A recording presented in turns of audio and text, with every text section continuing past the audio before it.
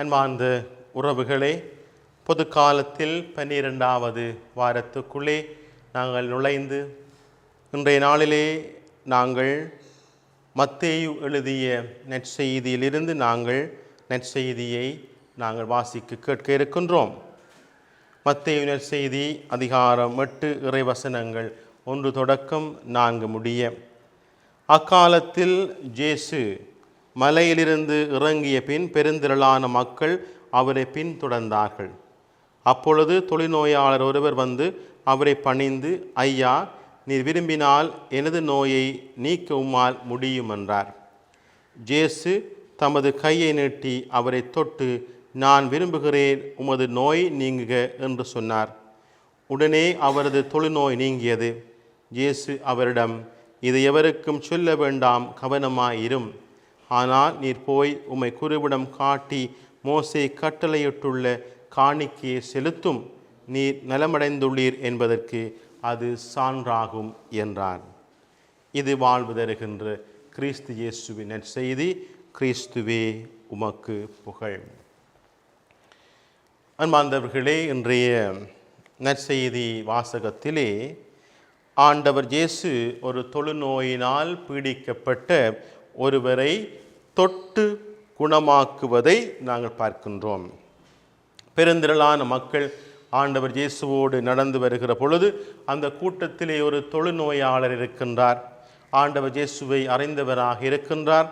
ஆண்டவர் இயேசுவிடம் சென்று, நான் நலம் பெற வேண்டும், நீர் விரும்பினால் என்று ஆண்டவர் இயேசுவிடம் கேட்கின்ற பொழுது ஆண்டவர் இயேசு அவரை தொட்டு குணமாக்குவதை நாங்கள் பார்க்கின்றோம். அன்பார்ந்தவர்களே, இந்த தொழுநோயாளர்கள் என்று சொல்லுகிற பொழுது சமுதாயத்தினாலே புறக்கணிக்கப்பட்ட மக்களாகவே இருக்கின்றார்கள்.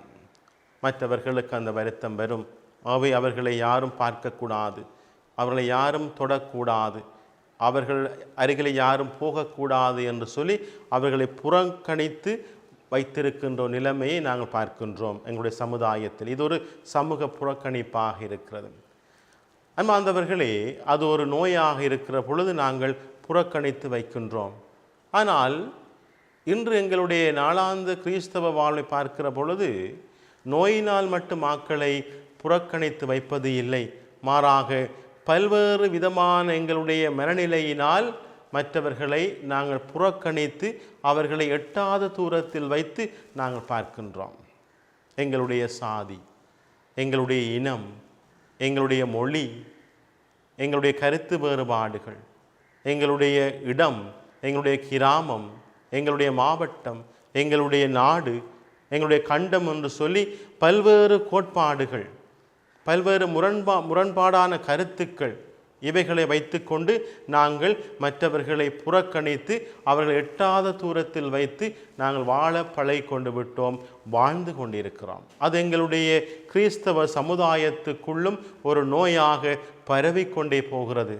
இன்று எத்தனையோ இடங்களில் நாங்கள் பார்க்கின்ற பொழுது சில குழுக்களாக அவர்களை புறக்கணித்து அவர்களுக்கு கொடுக்க வேண்டிய உரிமைகள் கூட கொடுக்காமல் அவர்களை நாங்கள் இரண்டாம் தரமாக கணித்து நாங்கள் அவர்களை புறக்கணித்து வாழ பழகி கொண்டிருக்கிறோம். சில இடங்களிலே ஆலயங்களுக்குள்ளே நாங்கள் வருவதை தடை செய்கின்றோம், வழிபாடுகளை கலந்து கொள்வதை நாங்கள் தடை செய்கின்றோம். இப்படியாக எங்களுடைய ஆன்மீக வாழ்வானது அர்த்தம் இல்லாத வாழ்வாக மாறிக்கொண்டு போகிற பொழுது இன்றைய இந்த நற்செய்தியில் வாசிக்கப்பட்ட அந்த புதுமையிலே ஆண்டவர் இயேசு அந்த தொழுநோயாளரை தொட்டு குணமாக்குகின்றார். அவருக்கு வருத்தம் என்று தெரிந்தும் அவரை தொடுகின்றார்.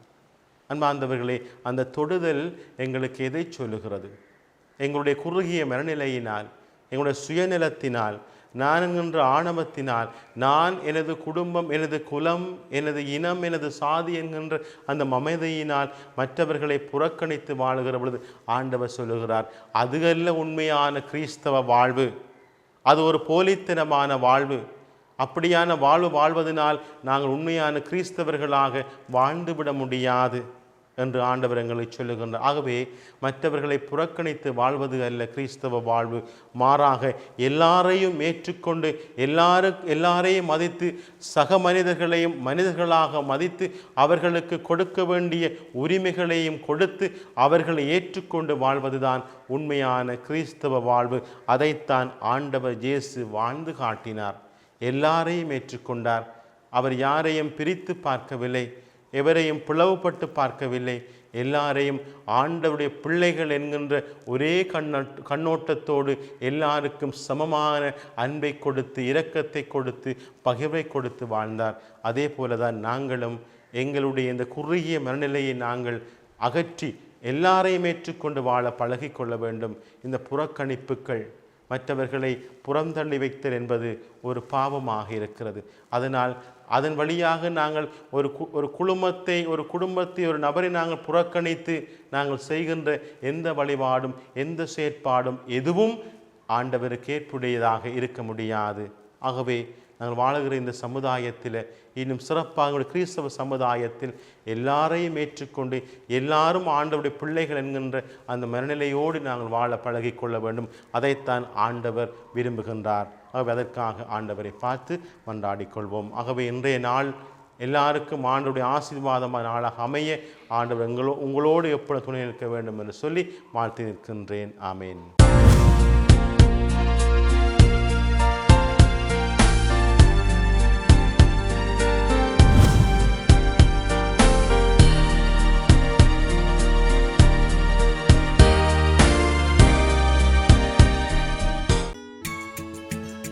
ஹோலி மேடையில் புத்தம்புது நிகழ்ச்சிகளை உடனுக்குடன் பார்த்து மகிழ எமது ஃபேஸ்புக் மற்றும் யூடியூப் பக்கத்தை லைக் செய்யுங்கள்.